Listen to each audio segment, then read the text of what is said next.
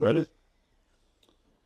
Okay, so welcome to the Manchester SEO podcast. Today we've got Judith Rafferty with us, runs a business called Fruition Copywriting. We were just talking that we've known each other about 5 years and we've never actually met face to face because it's always been either an online marketing group or through LinkedIn or whatever. Indeed, yeah. It's mad, isn't it? So it's a pleasure for me to meet you face to face and have a chat. Likewise. Yeah. Tell us a bit about what you do. Okay. Well, here you are. Start from the beginning. Oh, no, that's a long time ago. Yeah. So yes, I am a copywriter. Sure. How that all came about, my life's kind of gone full circle in a way. Yeah. Going back to school days, I was always top of the year for English. There was people that were much cleverer than me in many other respects, but they could never knock me off the top spots for English. And some of these guys went on to be Oxbridge, etc. I did my degree in English at university. Not that necessarily is going to make you a good copywriter. And I did have to unlearn a lot of that academic stuff, actually, when I started writing for commercial purposes. Sure. But yeah, I did make my degree in English. I kind of had this idea that I might want to be a journalist. And then I did my 3 years at uni and I'd had enough by that point. I just wanted to go out there into the big wide world and have some fun, and start building a life outside academia. Absolutely no idea what I wanted to do. I think I've heard you say similar things. Yeah. At this point in your life, you just want to do something interesting. And I rolled into the hospitality sector. Right. Just started off very, lowy strung in the conference office at UMIS, as it was at the time. Yeah. And from there, the roots were sown, the seeds were sown in the hospitality industry, where I stayed for a good sort of 15 years. So from that sort of lowest, admin assistant in the conference office, I worked my way up through various sort of hotels and venues and venue groups to sales manager, regional sales manager, etc. Because it's the bubbly personality and energy you kind of need for that with people, don't you?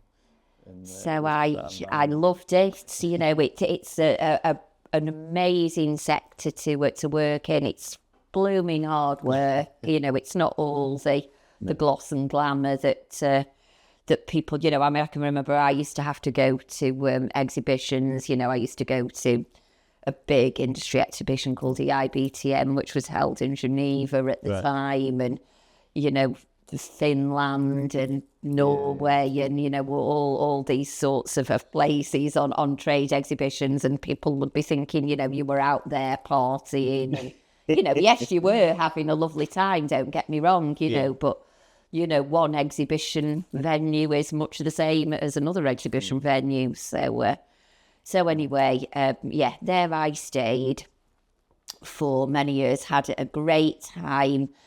Loved sales and thank my lucky stars every day for that sales background, which you've also got that sales background, in recruitment, obviously. It's quite...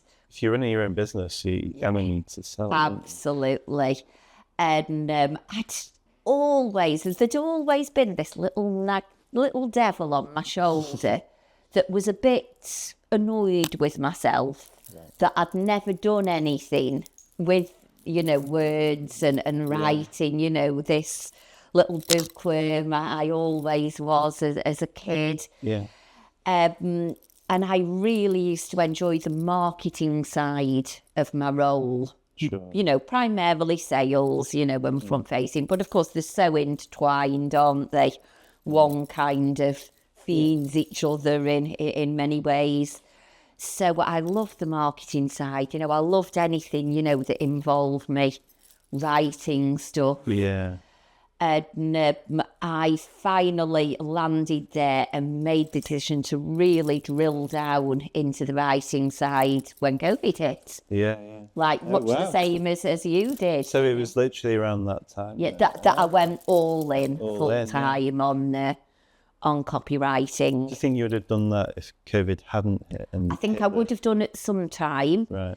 The kind of job that I was doing, you're not going to do forever. Right, no. You know, I can, you know, remember, you know, waking up in Edinburgh one morning, you know, and, I've got a client lunch, and, you know, rah, you know, with a group of people, but with us, rah, and doing your presentation, and then, right, I'm on a train now to Oxford. You know, it's a good lifestyle, you know, but it's hardcore. You know, when you're literally on the road, you know, and you've got your suitcase and you've got your laptop, and you know, you've done similar.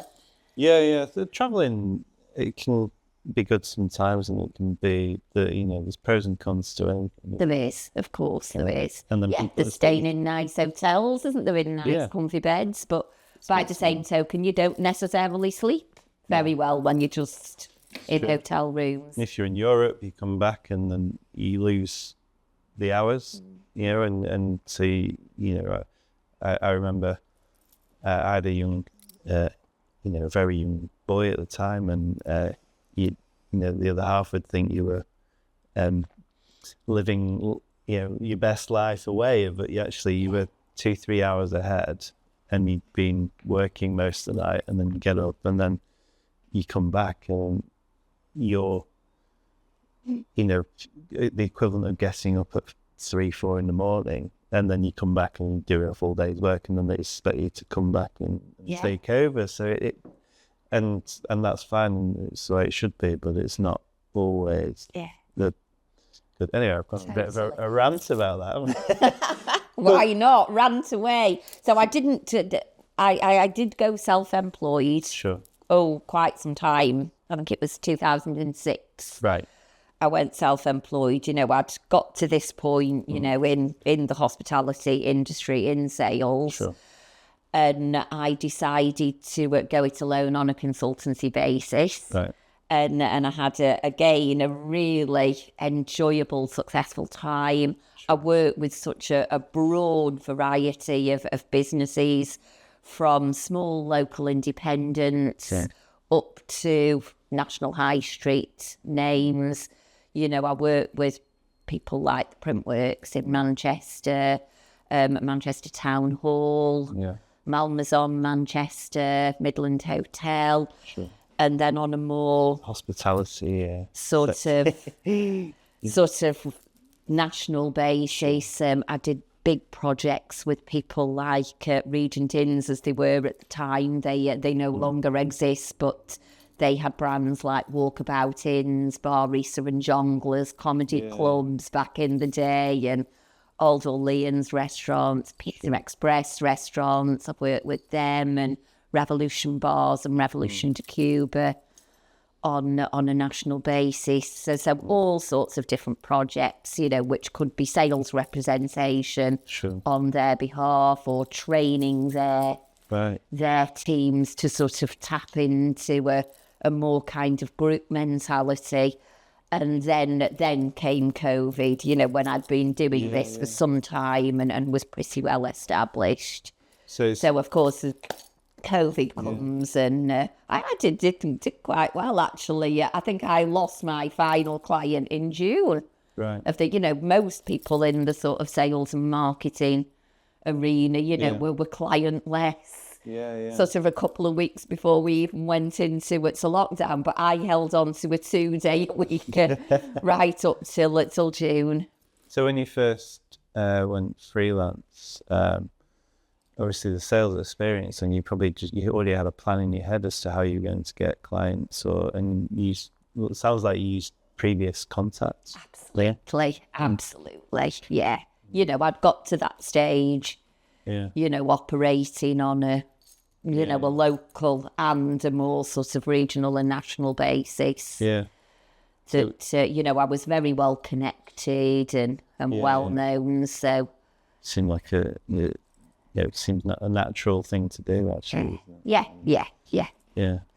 So, yeah, at that point, I thought, right, here I am, nothing to do. No place to go, no one to see. Yeah. You know, let's drill down, and of course, it couldn't have been a better time to do so. Sure. Like yourself with SEO, everybody was going digital mad at that point, weren't they? So yeah, they were. So it was a bit of a there's a bit of luck there, really, because I wasn't going to do anything else. It wasn't a specific kind of thing.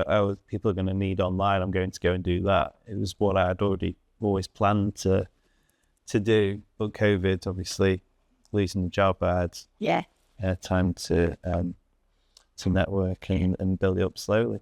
Yeah, me too, in a way. Yeah, similar sort of scenarios. Do you feel, when you look back, do you see any benefits from COVID to your business long term? Obviously, there's an initial drop in income. Yeah. Do you think there was any positives business wise or for you? Or? Oh goodness, yeah. Looking back, I mean, you know, the downside. I think I heard you say when I listened to you doing your podcast, I was also one of the joyful excluded, which obviously, you know, that's another conversation for another time. But last year it made it very. You know, I was very pleased to say you're not just out, you are out, you know, the fella who said my business wasn't worth saving. Yeah. So, but apart from, you know, that was a real kicker, wasn't it? You know, when you've worked hard and paid your taxes all your life. But on the upside, certainly... it gave me that opportunity that I've never had in all my working life to just stand back and breathe and take stock, because I've always been a whirlwind, a million miles an hour person. Yeah. That was the nature of the game that I was in. Right, what am I going to do now? Let's take some control of of what I can. Let's control the controllables here. Because the uncontrollables, none of us can do anything about. Yeah. So I took the step back. I decided, right, let's start drilling down more into the digital marketing side, you know, of which I have vast experience anyway. You know, it's been part and parcel of what I've done throughout my career. You know, so let's take all those skills and experience and just sort of do similar to what I've always done, you know, biz dev, in a more modern and now way sort of thing. In copywriting, it's a real tool, or the use of words, should I say, for that side of things, especially in social media. You know, how do you engage people and bring them into your world and get them engaging in you and you know, ultimately inquiring about what you do. And it's always something I've seen you do really well. But when it comes to copywriting and what you do, give us a kind of an idea as to why businesses should, you know, what's the benefit of using a copywriter? Because a lot of people think they can do it themselves. Oh, don't they just? Okay, put simply, it can be really difficult. I see this time and time again. With small businesses are you know, particular culprits for it. Sure. And I understand that. There's a very good reason for that. Because, of course, it's our baby, isn't it? We're so close to it. That's the problem. Businesses can be too close. That they can't see the wood for the trees. Sure. So they get very wrapped up in, oh, we do this and we do that and we're brilliant at this and we've entered this award and, you know, we've been going for 5 years and everything. And they've lost people, you know. No, I always put it in a much blunter way to the faces. But basically, nobody's interested. And I tell them that nobody gives a damn, quite frankly, you know, Scarlett, my dear. And they go, ooh, you know, and then look a bit shocked. And I think, listen, here's why. Because, you know, you're getting a bit jargonised and you're getting all we, you know, me, I. All your prospective client is interested in is what's in it for them. So what a good copywriter will do, I hope I can put myself in that vein, is I will look at your business through the eyes of your prospective client, who probably isn't an expert in your field. That's why I need your services, maybe. I will see things through their eyes and I will ask questions that they would ask, and I will portray your business in a way that resonates with them, and that is what sells. Yeah. We always say get someone that you know that doesn't really know what you do to have a look at your website or something like that and get them to tell you what you do. And if they can't, totally, yeah, then there's an issue. Yeah, and I have, you know, I have worked with many small businesses in particular, you know, that I'm going through the onboarding process with them, and I have to stop them so many times and say, I'm sorry, but I haven't got a clue what you're talking about here. You know, what do you actually do? Yeah. I always, if they're struggling to define that, which, you know, isn't uncommon, and it's fine, you know, nobody's dissing anybody for it. I say to them, oh, let's try this. I call it the man in pub technique, basically. So you stood there in a pub and you see me, I'm your friend, and you've not seen me since 20 years, you haven't seen me. And we go, oh, great to see you, you know, blah, blah, blah. What are you doing these days? Hopefully, the first words that come out of your mouth are not going to be, well, we offer end-to-end solutions.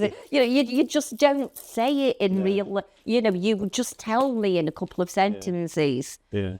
And sometimes when you take it back to that level, I can literally use words that come out of their mouth. Yes, this is what I want.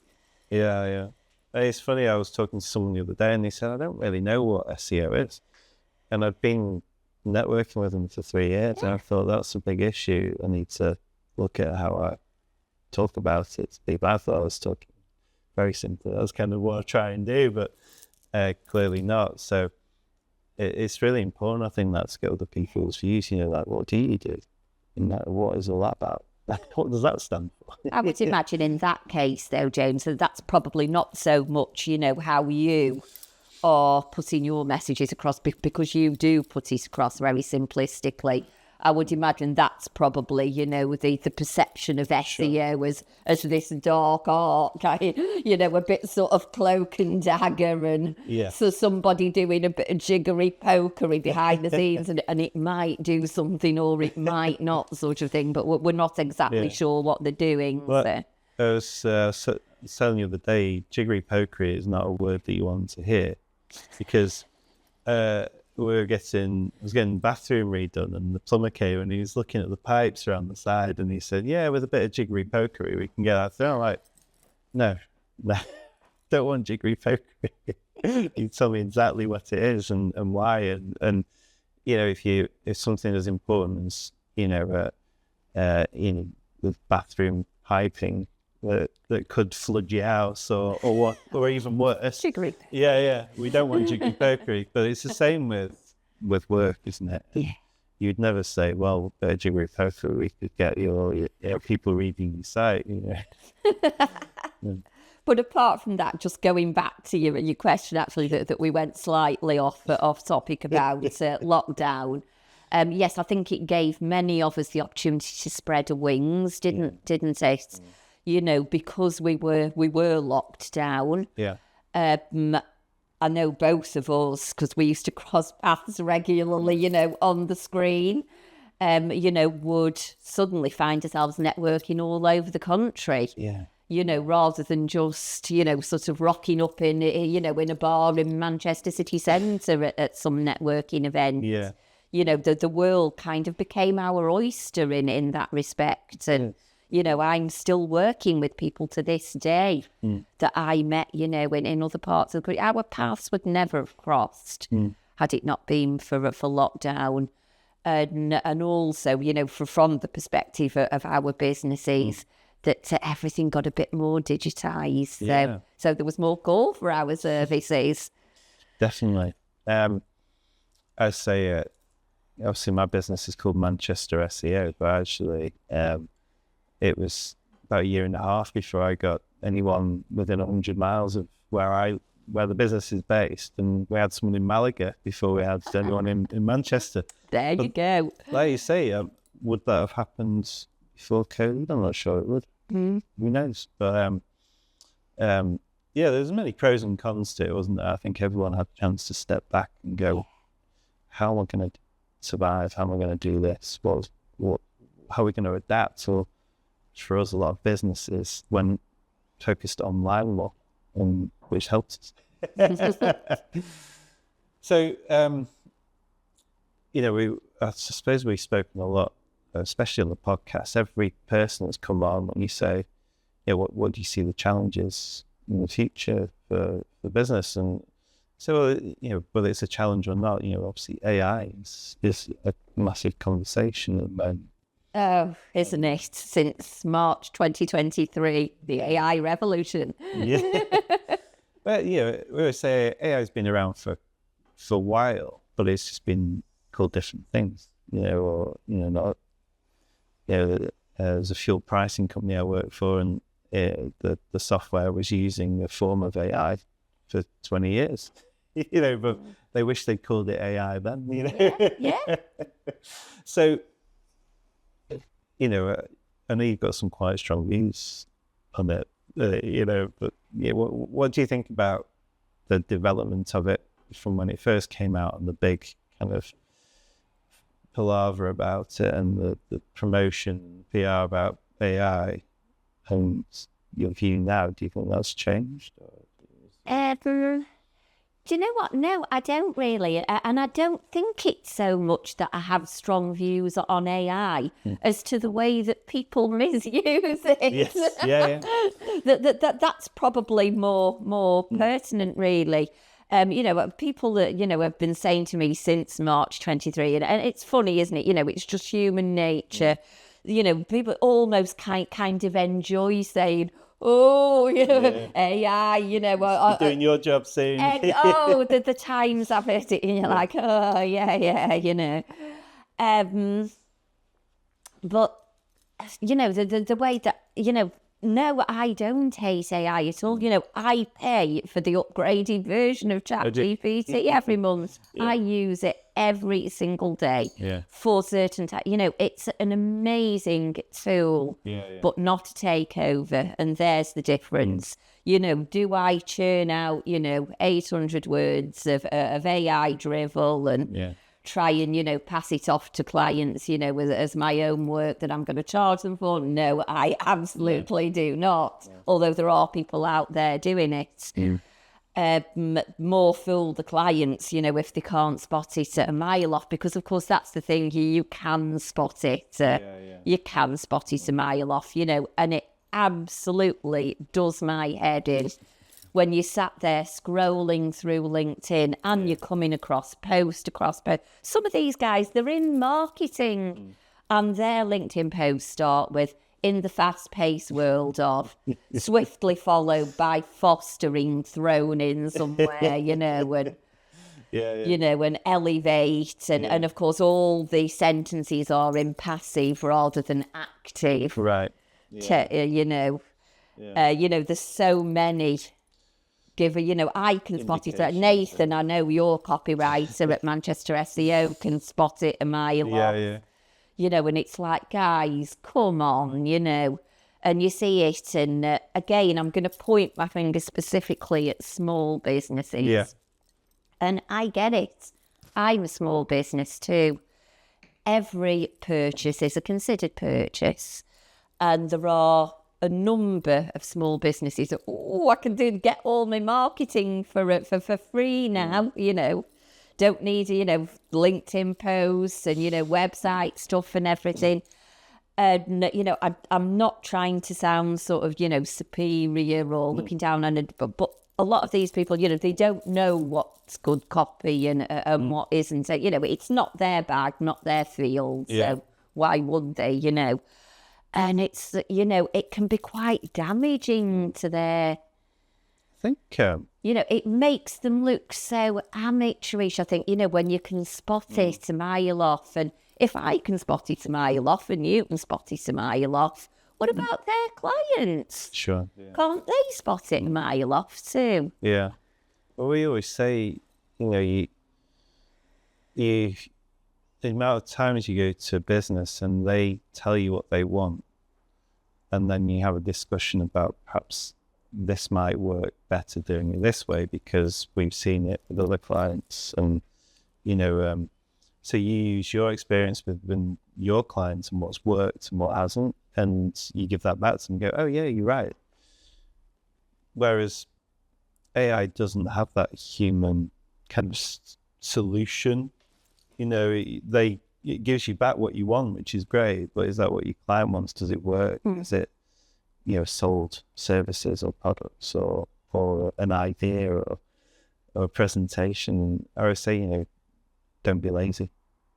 Don't be lazy with it, because there's a lot of, I see it as an advantage for businesses that use human copywriters, because there's a lot of stuff, like you say, that isn't active copy. It's, in kind of generic, and it is what you put out of it. But if you're trying to rank for something very specific and you're looking at what search intent is and is there any humor involved? Is it what would be engaging about this topic at the moment, and keeping them on and making sure that everything that comes out is adding to that ecosphere and conversation.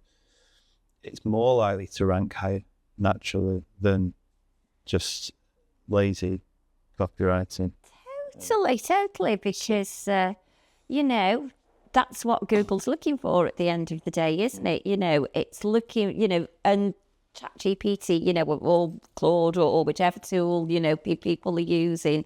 It's not thought leadership stuff, is it? And that's the difference. All it's doing at the end of the day is scraping information from existing mountain of fluff that's already there on the internet. There's not enough there anyway.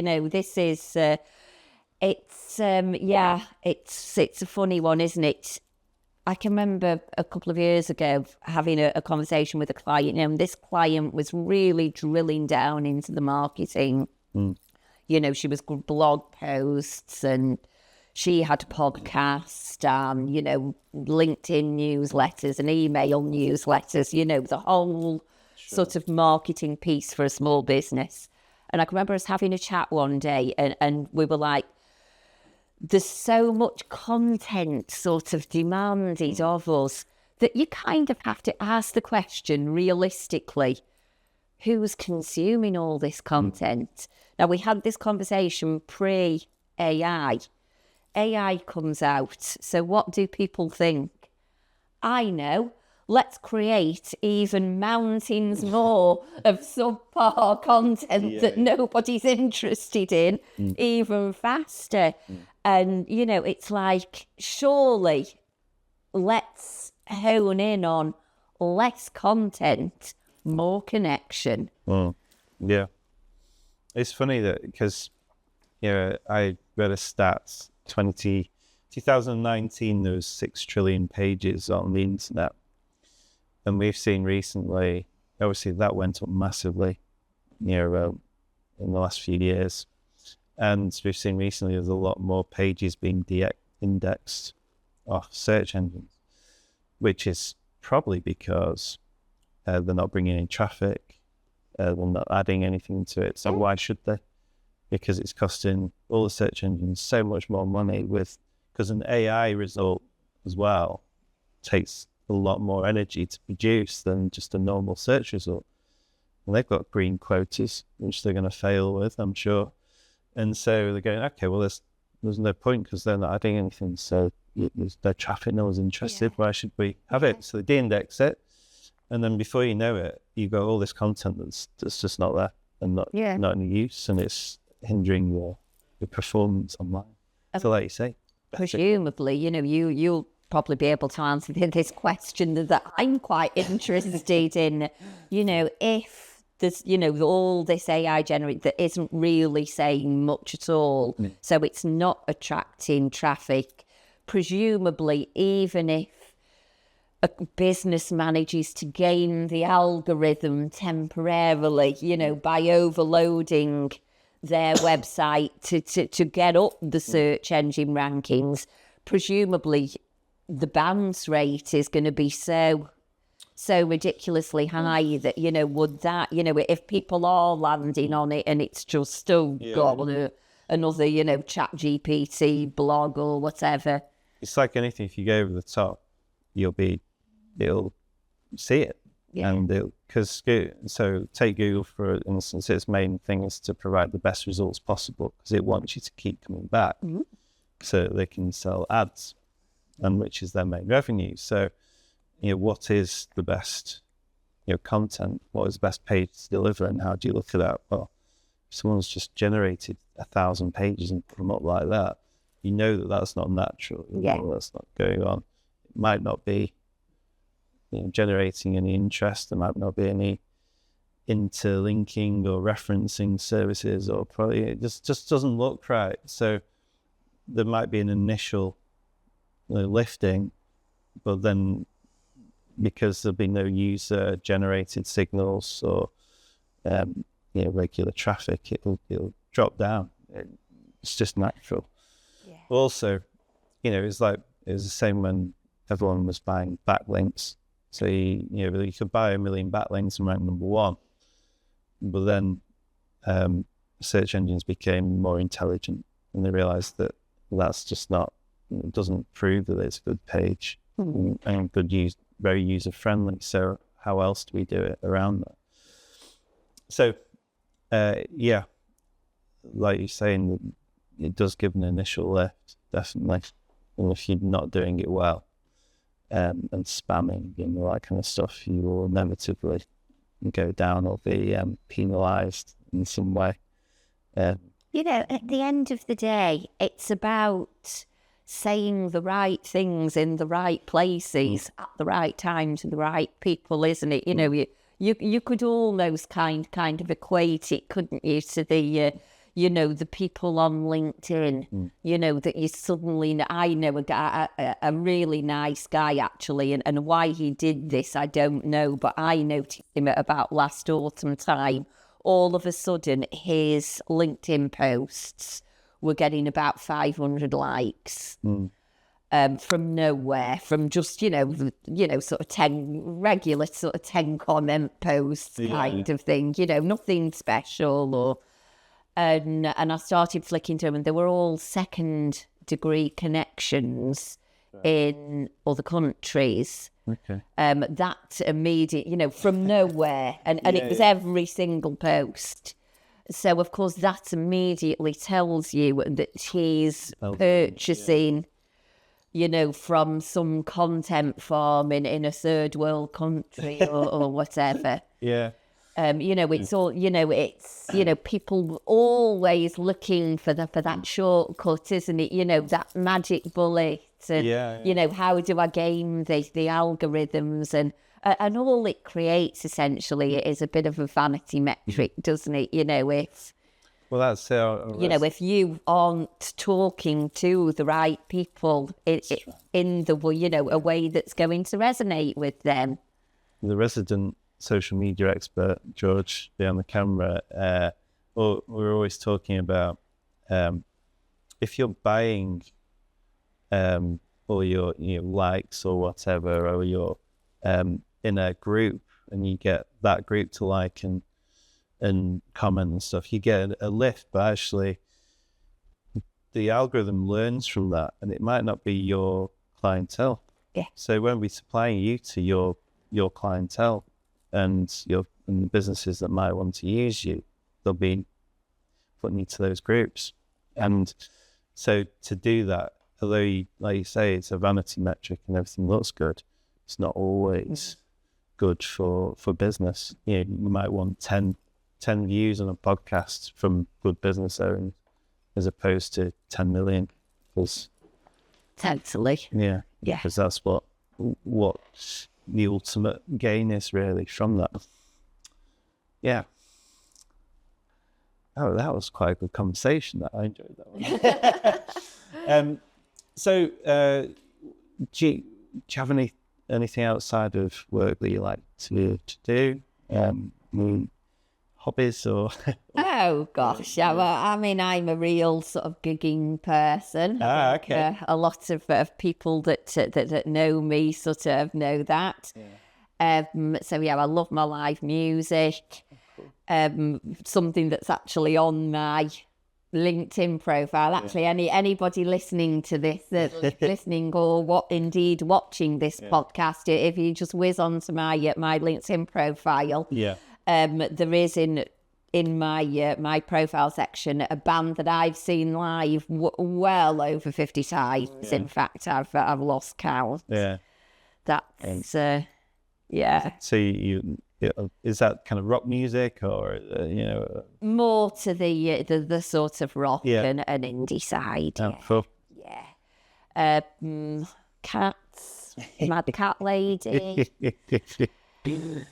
Another thing that I've really found a kind of bit of a new hobby actually with a friend of mine who's also been a podcast guest of yours, Claire Ferguson. Of With Agency, who has her fabulous paid ads business. Yes. Shout out to Claire there. She's fantastic.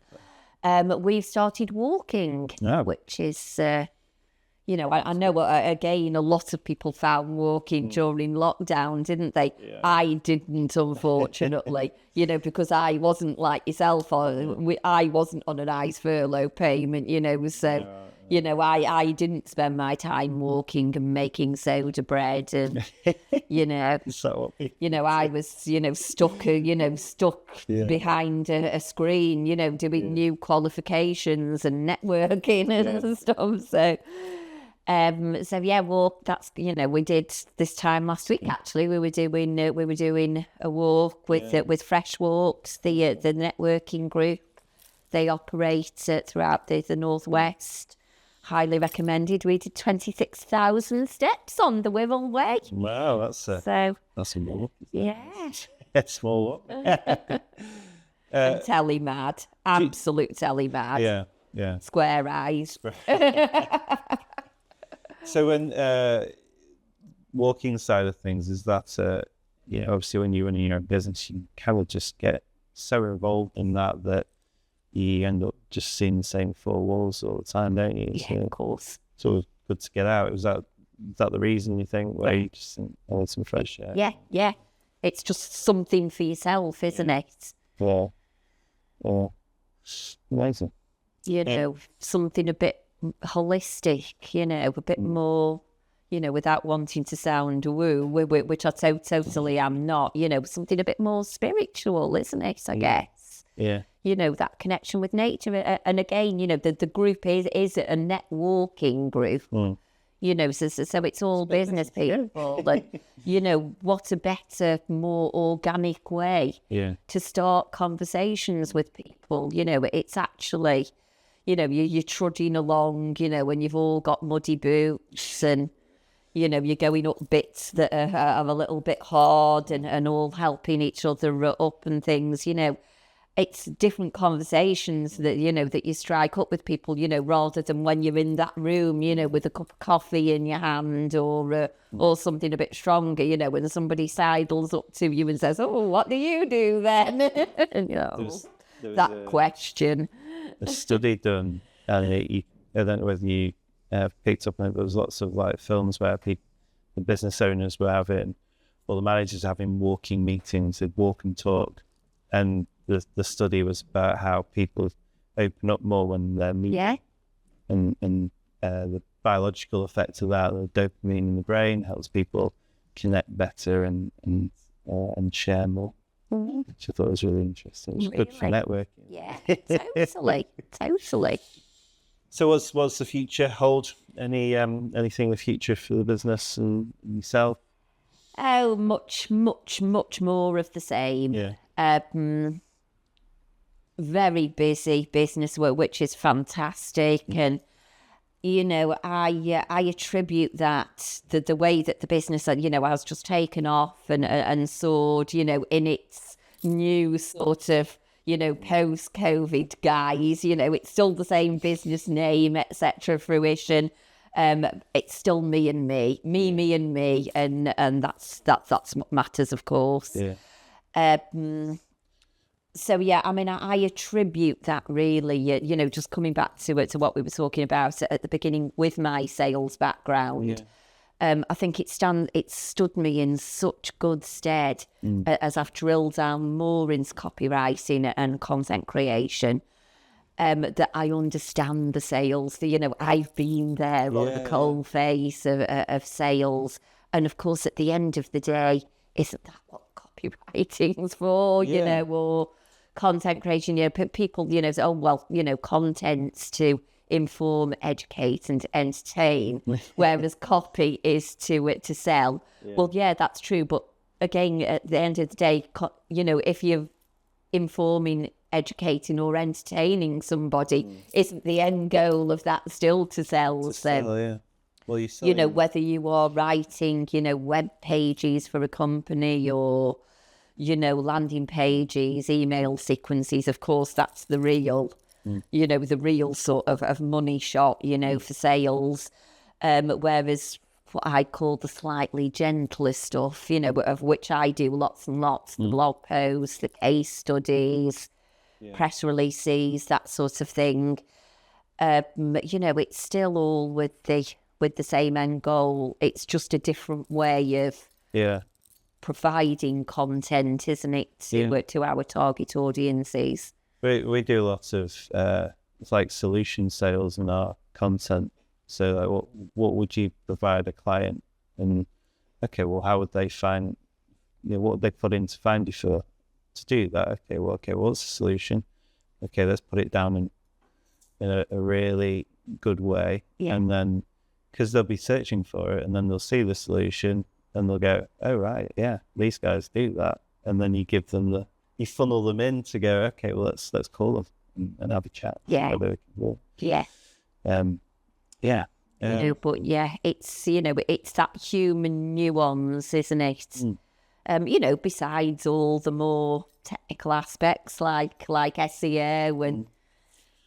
If you were to give someone any advice who was starting as a freelancer that didn't have sales background, would you give them any, advice to get them going and to focus on? I mean, it is a tough one, isn't it? When we've all been there at various points in our career, haven't we? We all start from nothing at the beginning of the, at the start. So I would say, get yourself a nice, portfolio online, and of course, your next obvious question would be, but I haven't got any clients, so how can I have a portfolio? Yeah, where would they start? What would they do? I would say pick a brand. It could be an imaginary brand or an actual brand, a brand that you love, and write some work as if you were working for them. As long as you're making it clear, that these are example portfolio versions. Yeah. And, I would always say having there a landing page, an email sequence, various web pages, they are the sort of marketing assets that I think really prove that you understand the sales funnel. Right. Yeah. Interesting. You know, they give you the edge rather than, I write blog, you know, I just write words, you know, I write for blog posts and things. You know, at the end of the day, you know, it is a very competitive landscape. Yes, there is AI that's entered the mix now.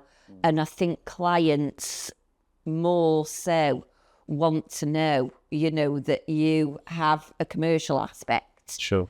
To bring to the party rather than just some nice, lovely words.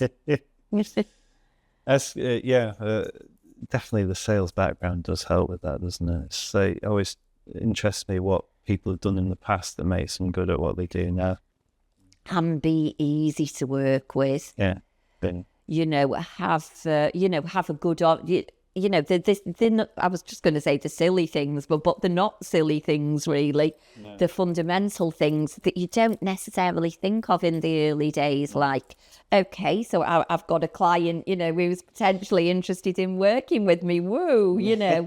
well, what do you do next? Yeah. What's your onboarding process? Sure, yeah.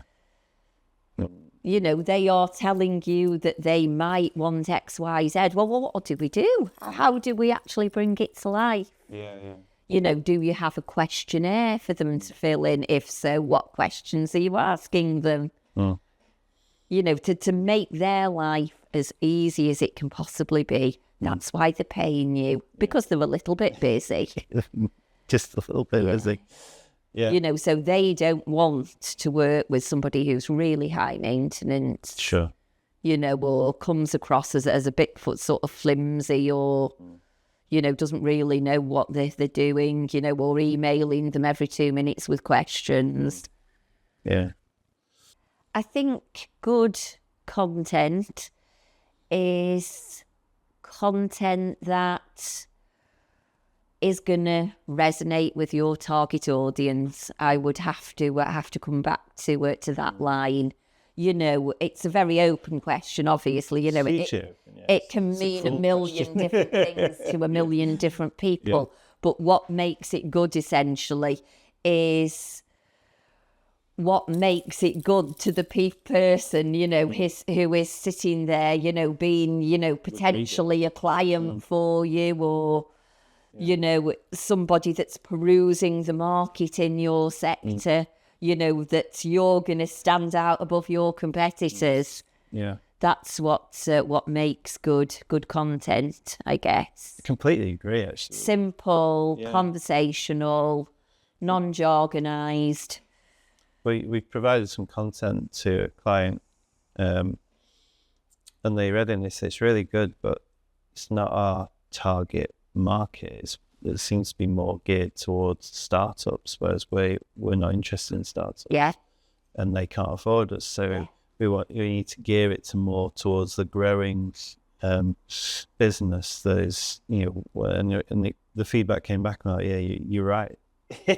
So it's really important, isn't it, to go, okay, well, if it's not resonating to people that you're interested in, or want that you work with or can afford you, then it's useless. Absolutely useless. Yeah. You know, so then there's a wider piece, isn't there? Of course, that you'll be very familiar with, the tone of voice piece. Yeah. Which ChatGPT and, you know, AI tools can be very helpful in drilling down into, you know, alongside you know, your own research, you know, on platforms like Reddit, Quora, Facebook groups, you know, where are these people hanging out? You know, where can you find the questions that are keeping them awake at night? Yeah, it's amazing. You know, and what sort of language are they using? You know, obviously, you know, a firm of commercial solicitors, you know, aren't going to be using sort of down with you know, our services are sick sort of thing, are they? Whereas I have a client who's a perfect example. I love this client. They're the most bizarre client I've ever worked with in my life. And they are ear stretching. You know, when you have those like whole people with holes in their ears. Yeah. They have one of the biggest online stores in the UK, and I do long form. They like long form content, so I do 2,000 word sort of guides for them that go onto their website. Utterly professional to work with. The thing I love about them is that it's a completely different tone of voice I can use, than most other things that I've ever done before. I've done financial services before, and, their tone of voice is so dry, it's arid, and needs must, it's such a highly regulated, sector, isn't it, that, there cannot be any inferral or, no... Compliance is key. And it's very sort of when we can do this. So you can't use anything like that. You can't use action words. I can remember sometimes for sheer badness, I would put an action word in something just to try and zhuzh the contents up a bit, knowing full well that the client would come back to me, honing in on that very word, saying, that's not a word that we would use that would resonate in our sector. Whereas the ear-stretching client, you can drop F-bombs in there. You can use very, sort of casual, slang terms, their target audience, of course. As soon as you go on their website, fabulous website, they've got a girl there on the homepage, with a nose pierced and big holes in her ears and all of arms tattooed. So, you're talking to... It's a different clientele. Yeah, this clientele, who were pursuing a bit of an alternative lifestyle sort of thing. Which reminded me of one of the inspirations for doing this, which is a lady that ran a business that repaired tattoos. So they either removed tattoos they didn't want, or they made them nice if they were bad. Nice. And she grew her business on Facebook groups, joined the tattoo groups, and if there was anything asking for advice, and she'd add to the ecosphere and just say, we would do this, and if you, and just offer advice, and then people would come to her, and that's how she built her business. So I thought that was such a brilliant way of, I learned a lot from that conversation, just that actually a website isn't always where you want to be. It might be good to have as a credibility for you in business, but actually her customers are on these groups. Brilliant. Absolute genius. And I often, recall I did a lot of work with a global IT provider. I'm laughing as I say it. I can't say who, because I was NDA'd, because, as you are with larger clients. The reason that I laugh is that I completely openly refer to myself as the self-confessed tech dinosaur.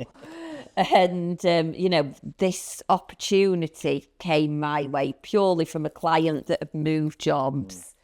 So this lady had been a marketing director with a client that I'd worked for some time in the recruitment and HR field. And she went to be marketing director at this IT company and wanted to get me in with, because we got on brilliantly. And it was I was like, the imposter syndrome abounded. And, I had to interview these guys, that, really at the top of the game, about cyber security and, edge solutions and, all these different, different, services that they provide. And, it's actually worked out quite well in the end. Because, of course, the whole purpose of this exercise, I had to put together what we call one-pagers. They were essentially like a PDF document that their salespeople used, to send clients or, taking to clients, that they were having appointments with or whatever. And of course, the very purpose of this exercise was that a lot of the people, that they were going to with these solutions, they're not tech native people. Yeah, you would often get, if it was a larger client for them, a technical, an IT director involved. But what about if it was an SME business with, an MD, or an FD they're dealing with? All these people are interested in. Coming back to something I've already said earlier is what's in it for us. Yeah. We're not bothered about all the technical specification. We want to know what it's going to do for us, how it's going to benefit our business, how it's going to help us to move forwards with our broader business objectives. Yeah. How it's going to keep us compliant, X, Y, Z, how it's going to keep us safer online, how it's going to enhance our productivity. And of course, that's coming back to yet another copywriting 101, which I say often, features tell, benefits sell. That's I love that, actually. It's the difference between, on the one hand, so something that I love, face creams and things. I'm an absolute sort of skincare junkie. On the one hand, you've got, a pot of anti-aging face cream. Yeah. On the other hand, without even mentioning what that product is, you can talk about who wants a glowing, youthful complexion without going under the needle or the knife. When you haven't even mentioned the product there. Yeah. You've just sold the dream. How spectacular the view is going to be from the other side. Yeah. So that this is what makes good copy, or there's all these many ingredients. Yeah. I mean, it's funny as we start talking more and more about it. Good copy is such a huge conversation, isn't it? It's not just one thing. Of course, it's all. It's the visual, isn't it? It's the aesthetic. I hate. I've seen people do it on LinkedIn. Really, good. People who know what they're talking about, and they've put a great big block of text in a LinkedIn post. Who's going to read that? Yeah. You click in and you've clicked off in a nanosecond.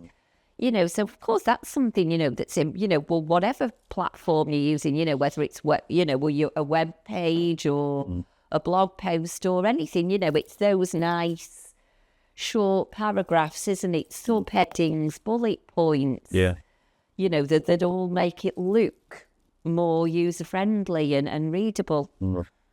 We've got so much content out there, good, bad and downright ugly. You've lost your reader in a nanosecond if you are making their job as simple as possible. And, there's a huge difference between writing a blog to writing a social media post, and what does that entail? And, how do you engage in a few lines, or how do you engage people for 1,000 words or 2,000? And it's a real skill there. And the shorter it gets, the more of a skill it is. To be honest, it's a funny one. We can all put the thousands of words together about whatever the topic might be. But to drill that down to one page that's really going to mean something, can be quite a difficult job. The least that we can condense it into, that will be absolutely value packed, the better. Rather than expecting our readers to sort their way through reams and reams of stuff, which they aren't going to do. That's why, how much will marketing gurus have been paid by Nike to come up with "Just Do It," or L'Oreal to come up with "Because You're Worth It." You know. Yeah. The amount of money it takes to. There's the guy with the hammer that's called to fix the ship's engine. Yeah, they call someone, and there's only one person in the world who knows this engine, and he comes and he just he looks around and he just hits one bit with the hammer, and the engine starts working. And he gives them a bill for 50 grand, and they go, whoa, we've only hit it with a hammer. He said, yeah, but there's been 25 years of knowledge before that. Yeah. Why did I bring that up? Anyway. Because there's so many different components, yes. And like you say, it is that experience. So the value of something very simple is often hidden in what's gone on before that. That's what I was trying to say. Yeah, absolutely. It's a Friday morning. It's been a long week. So if anyone would like to talk to you more about what you do, how would they find you? They can find me on LinkedIn. There I am, Judith Rafferty. Yeah. Getting all opinionated about stuff. They can find me on my website, www.fruitionventures, all as one word, .co.uk. They can also find me Fruition Copywriting on Instagram and Fruition Copywriting on Facebook. Well, we'll put those links on the episode.